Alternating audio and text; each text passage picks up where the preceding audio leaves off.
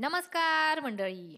Star प्रवाहावरील लग्नानंतर होईलच प्रेम या मालिकेच्या पुढील येणाऱ्या भागामध्ये आपण बघणार आहोत की काव्याची मैत्रीण ही काव्याला भेटण्यासाठी घरी आलेली असते आणि काव्या ही तिला सांगते, पार्थ केवळ माझा रूम पार्टनर आहे, त्या व्यतिरिक्त आमच्या दोघांमध्ये दुसरं काहीच नातं नाही.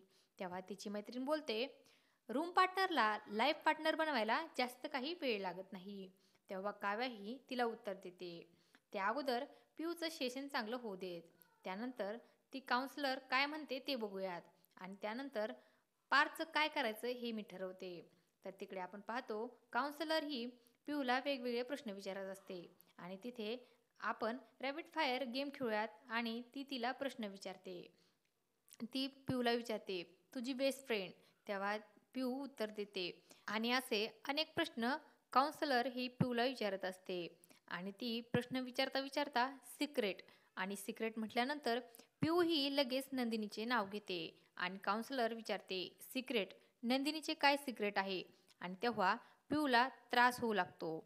तर तिकडे आपण पाहतो नंदिनी आणि जीवा हे देवाकडे प्रार्थना करत असतात आणि नंदिनी ही देवाकडे प्रार्थना करत असते, पिऊचे आजचे काउन्सलरचे सोबतचे सर्व सेशन चांगले पार पडू देत आणि तिच्या मनामध्ये जी काही भीती आहे ती दूर होऊ देत.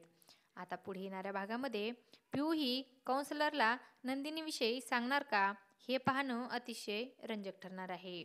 अशाच मालिकांच्या नवनवीन अपडेट्स पाहण्यासाठी आपल्या चॅनलला सबस्क्राईब करा आणि व्हिडिओ आवडला असेल तर लाईक आणि शेअर करायला विसरू नका.